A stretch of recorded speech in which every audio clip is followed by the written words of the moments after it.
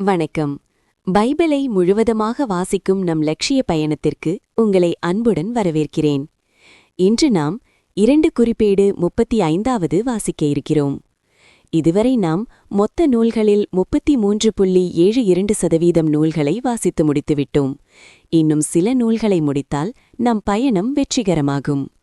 இன்றைய வாசிப்பின் மூலம் அந்த இலக்கை இன்னும் முன்னோக்கி நகர்த்துவோம். வாங்க தொடங்குவோம். யோசியா பாஸ்காவை கொண்டாடல். பின்னர் யோசியா எருசலேமில் ஆண்டவருக்காக பாஸ்கா விழாவை கொண்டாடினார். முதல் மாதத்தின் 14ஆம் நாளில் அவர்கள் பாஸ்கா பலி செலுத்தினர். அவர் குருக்களுக்கு அவர்களது பணிமுறையை வகுத்துக் கொடுத்து ஆண்டவரின் இல்லப்பணியில் அவர்களை ஊக்குவித்தார். அடுத்து அவர் இஸ்ரேலர் அனைவருக்கும் போதனை செய்தவர்களும் ஆண்டவருக்காக தங்களையே தூய்மையாக்கிக் கொண்டவர்களுமான லேவியரை நோக்கி, இஸ்ரேலர் அரசர் தாவீதின் மகன் சாலமோன் கட்டி எழுப்பிய திருக்கோவிலில் புனித பேழையை வையுங்கள். உங்கள் தோள்களில் அது ஒரு சுமையாக இருத்தலாகாது. இப்பொழுது உங்கள் கடவுளாம் ஆண்டவருக்கும் அவர்தம் மக்கள் இஸ்ரேலுக்கும் பணிபுரியுங்கள். இஸ்ரேலர் அரசர் தாவீதும் அவர்தம் மகன் சாலமோனும் எழுதியுள்ளவாறு குடும்ப வாரியாகவும் பகுதி வாரியாகவும் உங்களையே தயார்படுத்திக் கொண்டு நீங்கள் உங்கள் சகோதரராகிய மற்ற மக்களின் பிரிவிற்கேற்ப பகுதி பகுதியாக திருத்தலத்தில் நில்லுங்கள். அங்கே பாஸ்கா பலி செலுத்தி உங்களையே தூய்மையாக்கிக் கொள்ளுங்கள். மேலும் உங்கள் சகோதரர் மோசே மூலம் வந்துள்ள ஆண்டவரின் வாக்கிற்கேற்ப வாழுமாறு அவர்களையும் தயார்படுத்துங்கள் என்று கூறினார். அங்கிருந்த மக்கள் பாஸ்கா பலிக்கென அவர்களின் எண்ணிக்கைப்படி செம்மறி ஆட்டுக்குட்டிகளும் வெள்ளாட்டுக்குட்டிகளுமாக மொத்தம் 30,000 காளைகள் 3,000 அரசர் யோசியா தம் உடைமையிலிருந்து அளித்தார்.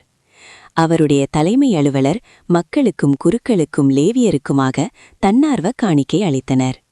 ஆண்டவரின் இல்ல தலைமை அதிகாரிகளான எல்கியா, செக்கரியா, எகியேல் ஆகியோரும் பாஸ்கா பலிக்காக 2600 ஆட்டுக்குட்டிகளையும் 300 காளைகளையும் அளித்தனர்.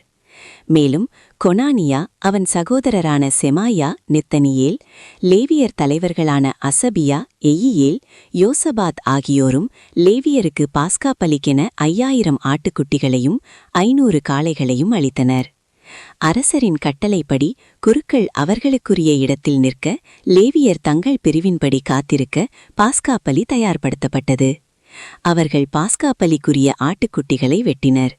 குருக்கள் அவற்றின் குருதியை தங்கள் கைகளில் பிடித்து தெளிக்க லேவியர் தோலுரித்தனர். மேலும் மோசேயின் நூலில் எழுதியுள்ளவாறு மக்கள் ஆண்டவருக்கு எரிபலி செலுத்தும்படி அவர்கள் மூதாதையர் குடும்ப முறைமைப்படி ஆடுகளையும் காளைகளையும் பிரித்துக் கொடுத்தனர்.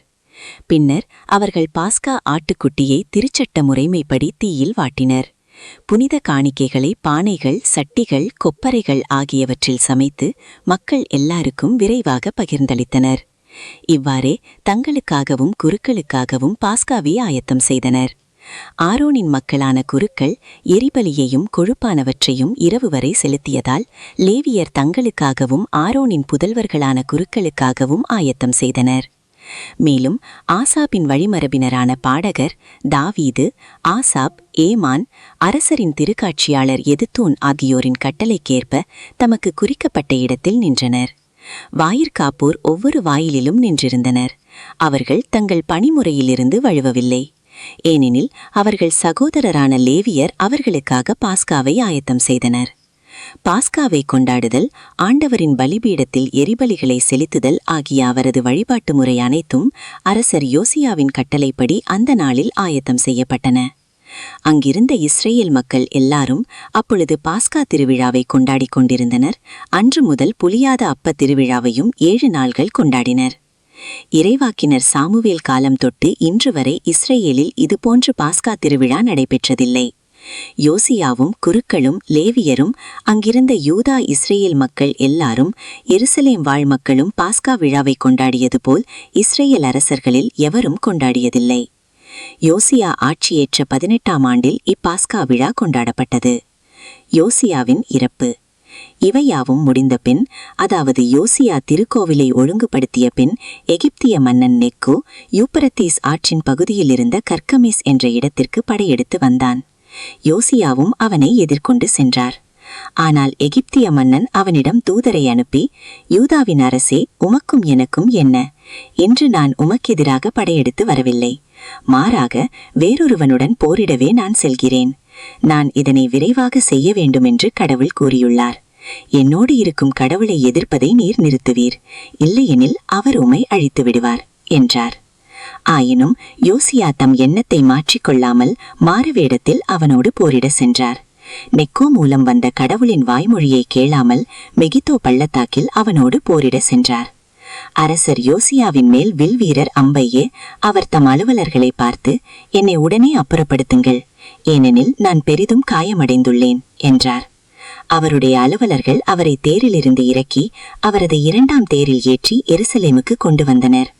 அவர் அங்கே இறக்க தம் மூதாதையர்களின் கல்லறைகளில் அடக்கம் செய்யப்பட்டார். யோசியாக்காக யூதா எருசலேம் முழுவதும் துக்கம் கொண்டாடின. யோசியாக்காக எரேமியாவும் ஒரு இரங்கப்பாய் இயற்றினார். அது எல்லா பாடகர் பாடகியராலும் அவருக்காக புலம்பும் பொழுது இன்று வரை பாடப்படுகிறது. இது இஸ்ரேலில் நிலையான நியமமாகி புலம்பல் பற்றிய நூலில் காண கிடைக்கிறது. யோசியா ஆட்சியின் மற்ற நிகழ்ச்சிகளும் ஆண்டவரின் சட்டத்திற்கேற்ப அவர் செய்த அவருடைய பக்தி செயல்களும் தொடக்கம் முதல் இறுதி வரை எல்லாமே இஸ்ரேல் யூதா அரசர்களின் குறிப்பேட்டில் எழுதப்பட்டுள்ளன. நாம் 1189 அதிகாரங்களில் 402 அதிகாரங்களை நிறைவு செய்துவிட்டோம். இன்னும் சில அதிகாரங்களை வாசித்தால் முழு பைபிளையும் முடித்து விடுவோம். நாளை அடுத்த அதிகாரத்தை பார்க்க சந்திப்போம். நாள்தோறும் இந்த பயணத்தில் நீங்களும் பங்கேற்றால் பைபிளை முழுமையாக வாசித்து முடிப்போம். இது நம் வாழ்க்கையிலும் ஆன்மாவிலும் பெரிய மாற்றத்தை ஏற்படுத்தும். இந்த பயணம் உங்களுக்கு நம்பிக்கையையும் சமாதானத்தையும் கொடுத்தால் இந்த வீடியோவை லைக் செய்யவும் சப்ஸ்கிரைப் செய்யவும் மறக்க வேண்டாம். பகிர்ந்து மற்றவர்களையும் இந்த பயணத்தில் சேருங்கள். நாளை மறக்காமல் வாருங்கள்.